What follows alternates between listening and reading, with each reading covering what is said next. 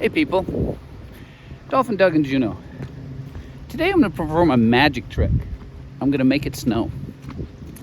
So I start these videos down in front of the downtown tram building so that if you come to Juneau, you can come to the same place I've been, because everybody can find the tram if you're coming in by cruise ship. And so what I'm going to do, you can do it too. I'm not saying you're going to do it, but you could. So this is a really silly magic trick, but I'm going to do it in one continuous shot, because that way you'll know that I'm being real about it. There's nothing fake about this magic. How to make it snow in Alaska. Hey tram. Sorry for the windshield. Sorry for the weather. This is the deal. We're starting. It is... Silly thing. Come on, stand up straight. It is 36 degrees, and this is a drive in Juneau, but it's a magic drive to make it snow. It's 36 degrees.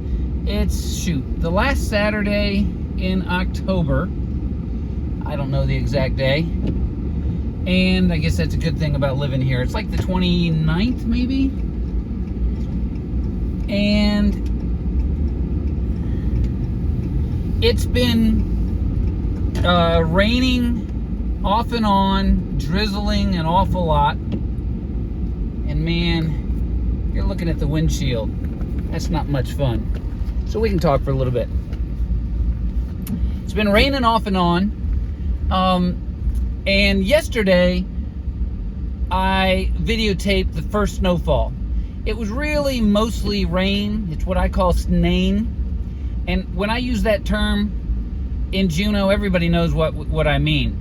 For those of you that don't live in snow country, you may not have experienced this. Juneau, in the wintertime, spends an awful lot of time right around freezing. My sister used to live up in Fairbanks, and Fairbanks is way far north. It's almost to the Arctic Circle.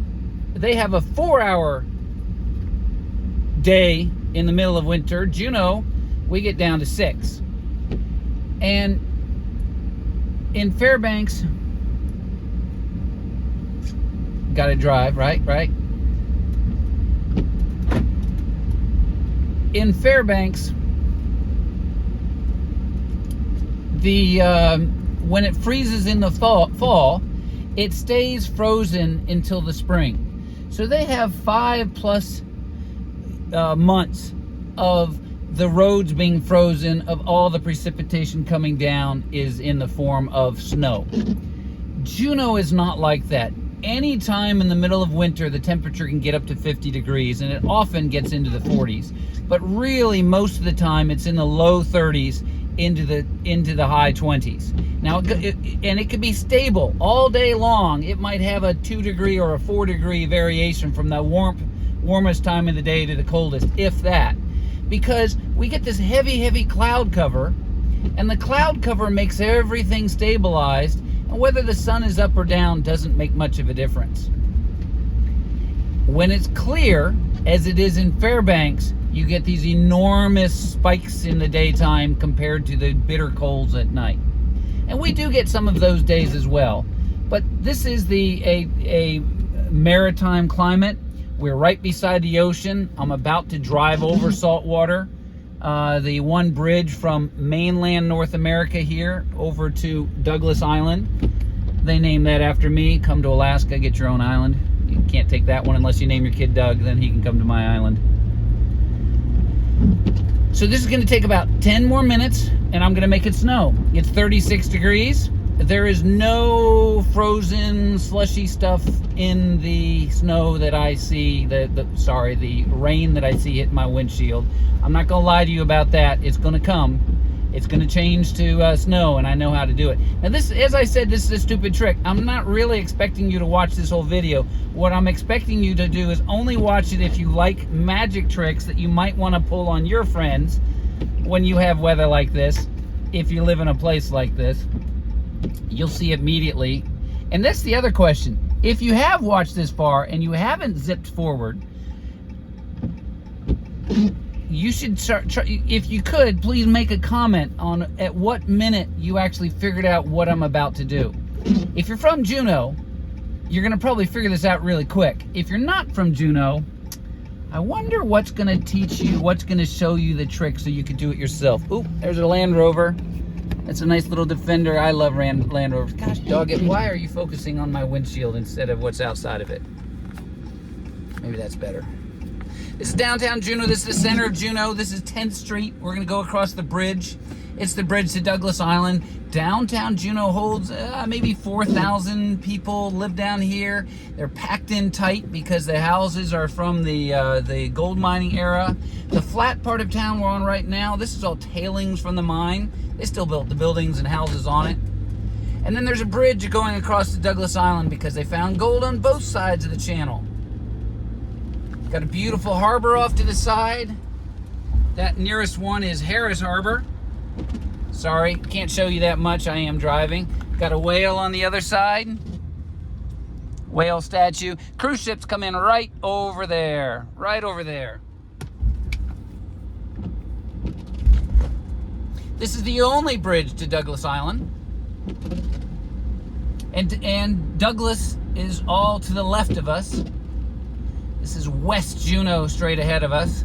It doesn't really matter. I mean, if these people, when they're traveling, I'm sure they say they're from Juneau. You know, we're all from Juneau. It's only within the town of Juneau that anybody cares which district you're from.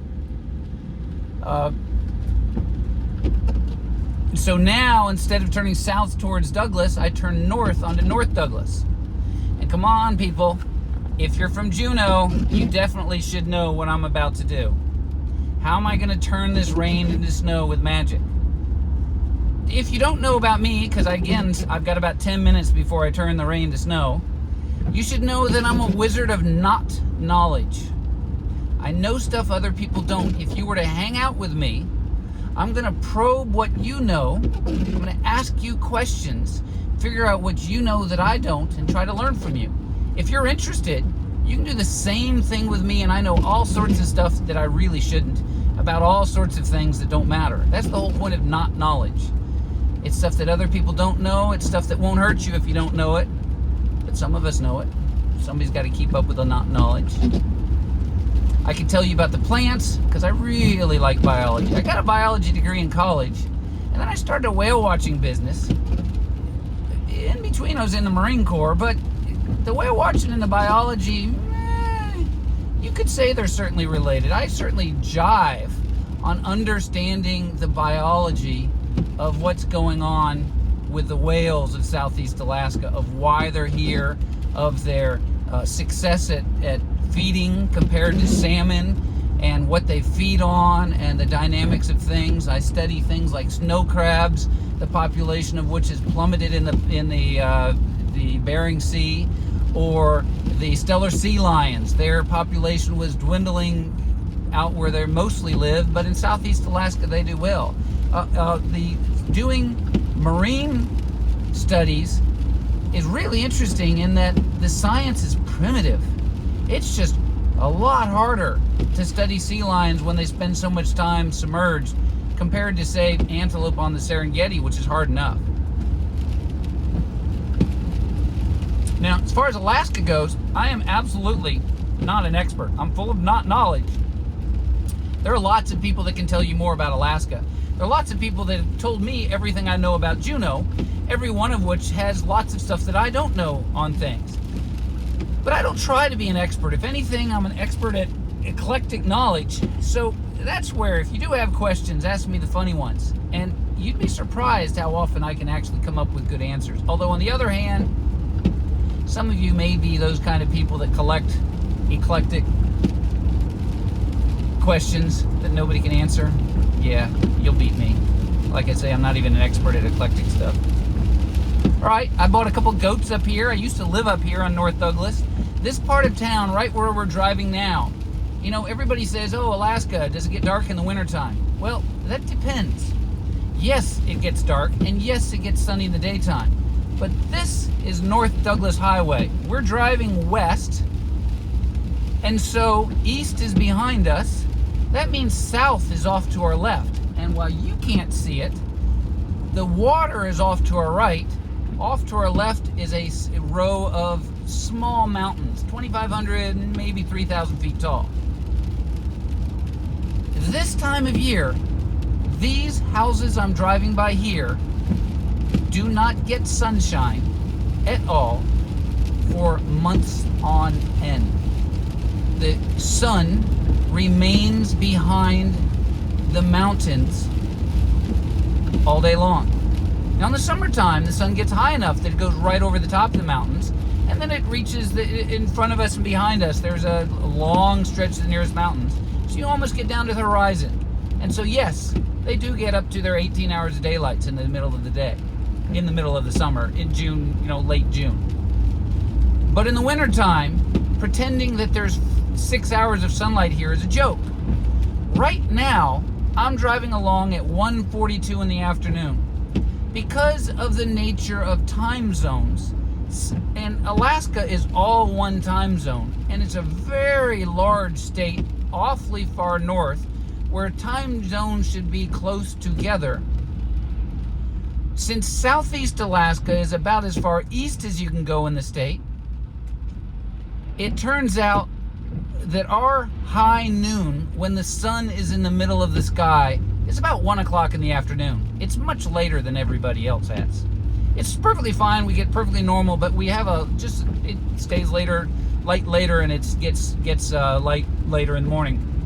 But this is 1:42 in the afternoon. This is as bright as it's going to get here today.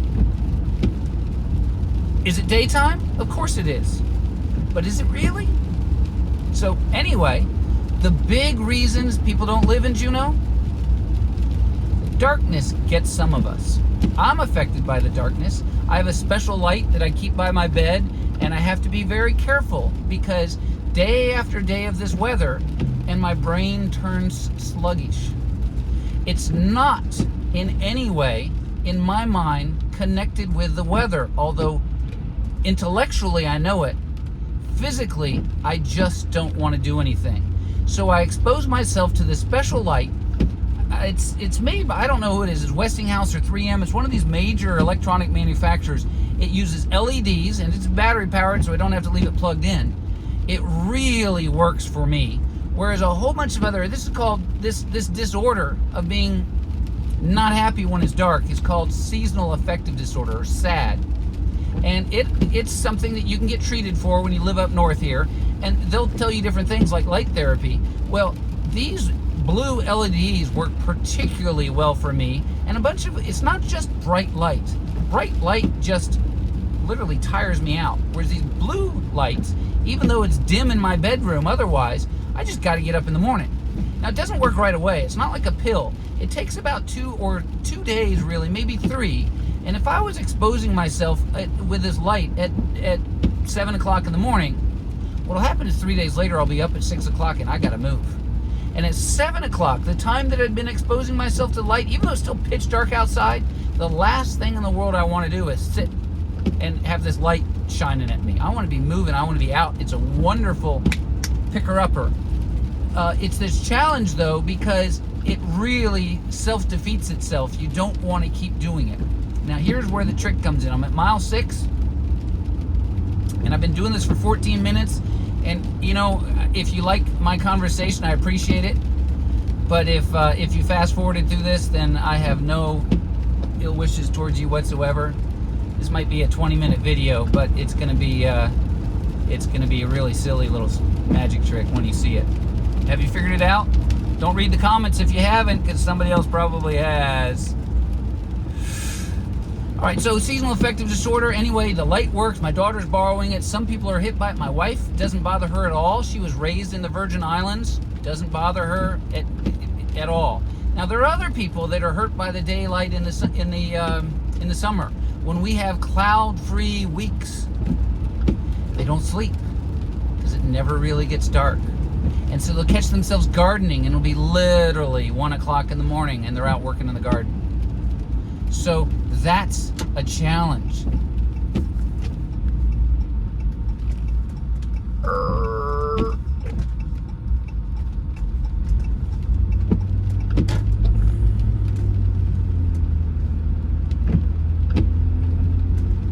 Now, anybody who was paying attention should know the magic trick.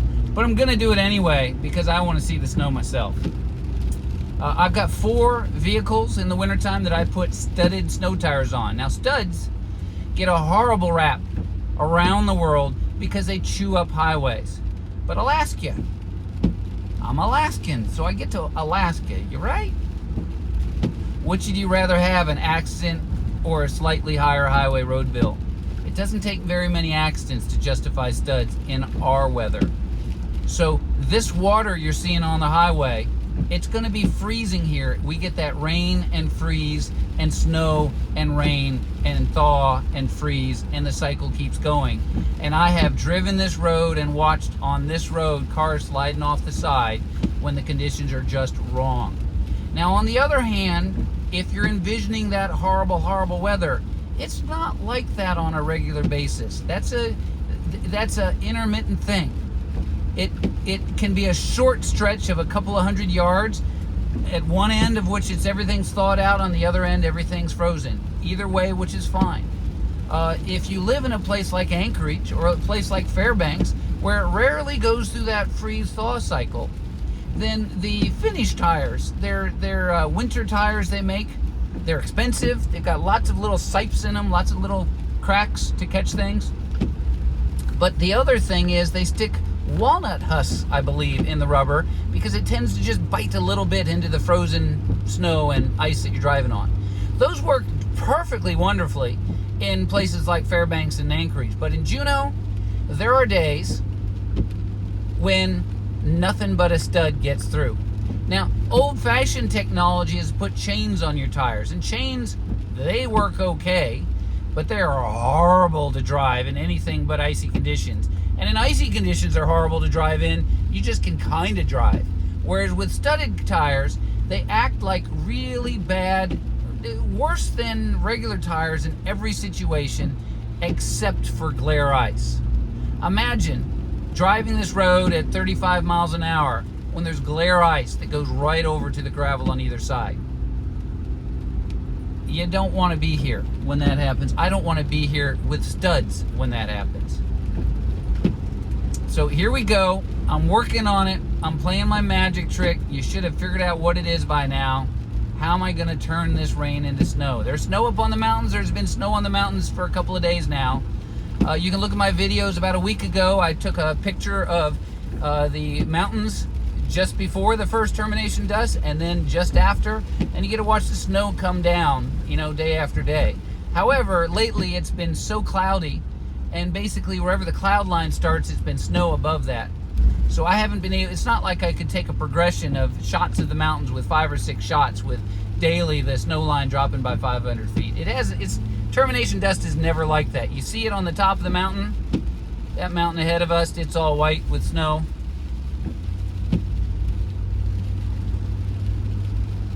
But you don't quite get to see it march down the mountain because you have to have the rain or snow at higher altitude so you can see it, and boy, we have, so it pops out. Just having cold weather isn't enough. You just get frost up there, and that doesn't count. You can tell the difference, and it's not even hard. There's that white color is snow, and that, I guess you'd call it gray maybe, that I'd call ice. Now you can see snow beside the road. Am I doing better? A little bit. A little bit. Come to Juneau, rent a car, you can come drive this road. It's beautiful in the summertime. Beautiful in the wintertime. You don't have to have studded tires in the winter, but most of the people that live here, they'll have a 4-wheel drive with studs. And boy, the tire shops are busy, busy, busy, busy spring and fall. That's why I haven't gotten this truck changed over to studs. I only got 3 out of the 4 vehicles that I use switched over because it's just too busy. Today is Saturday, and I'm sure 8 o'clock in the morning they were already closed for new business today. Everybody sees the snow's coming, and so they're all rushing to get their cars switched over. See the snow on the side of the road? I haven't quite succeeded. Oh, I can look at the raindrops as they hit my windshield, and I just saw one that had slush in it. I might have failed in my endeavor because I've only got a little bit more time before I gotta, shucks. I don't know if my magic's strong enough today. Come on. Maybe my knowledge is just not useful. This is Douglas Island. As I said, it's about, 18 some miles long? Yeah, 4 or 5 miles wide. It's got these mountain ranges in the middle. It's got wolves that live on it. Old timers said there used to be Wolverine that lived here. It's got lots of deer that live on the flats down lower most of the time. It's got all the other Alaskan critters that live here. It's got bears that go back and forth through Juneau to get to this place. So there are bears on this island as well, both black and brown. We don't have wolves here. There used to be some wolves here, and some local trapped them out. You know, that's the life of an Alaskan animal. You got to watch out for those guys that like to trap things. We had a year when the tour boats going out whale watching could occasionally cruise the backside of Douglas on an intermittent but pretty frequent schedule, find a wolf or two, and that was, boy, that was a highlight. Wolves are magic to me. Hard to see, hard to spot, squirrely when you see them, and generally a long ways away. But boy, if you've ever heard a wolf howl, I truly believe it is hardwired in your genetic code that the hair on the back of your neck stands up and you says, I got to do something. I got to get around other people. Wolves up here, totally mellow.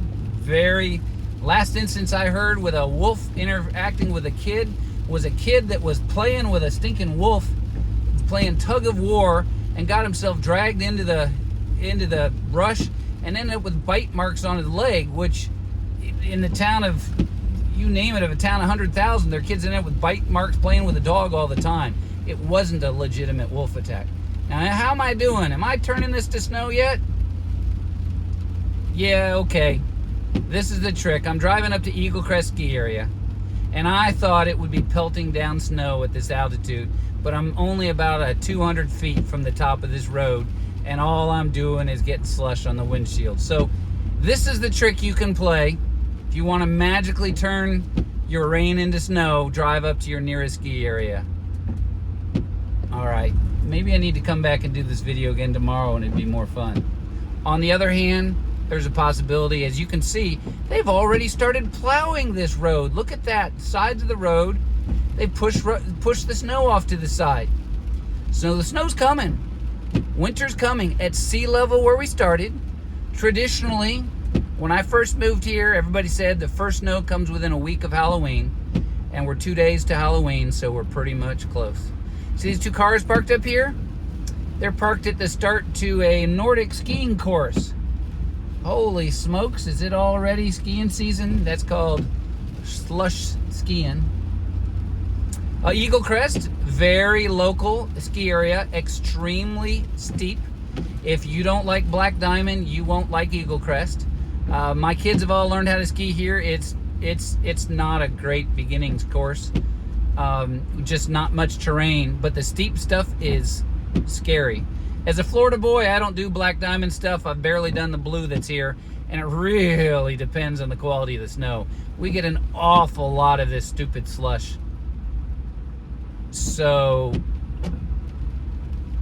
And stupid slush is hard to ski in. If you're used to going to someplace beautiful like Utah or Colorado and playing on the slopes and you want to try something new, well, you come up here, it'll definitely be a new experience. But as far as a pleasant one, it all depends. They also do zip lining here in the summertime. I'm not exactly sure where, but they take you somewhere up the mountain and you zip line between the trees. Used to be a different one where you took a boat to go to the zip line, but the two outfits merged, as I understand it. Yeah, how'd I do? Did I turn my rain into snow? I'd say no, but never tried to do this before, and I thought I almost got it. Almost. I did turn it to winter, though, didn't I? All right. Well, that was it. It took me 24 minutes, and I don't know if I'm going to post this whole thing. I figured it's the one-day shot that makes it work. And here's Eagle Crest. Come on up. come on to Juneau. Lots of fun stuff to do here, but it's only this time of year you get to turn rain into snow. Have a whale of a day. This is Dolphin Doug. If you come to Juneau, I'd love to take you out whale watching. Otherwise, stay warm and dry, and on a day like today, particularly, hope you have extra tufts.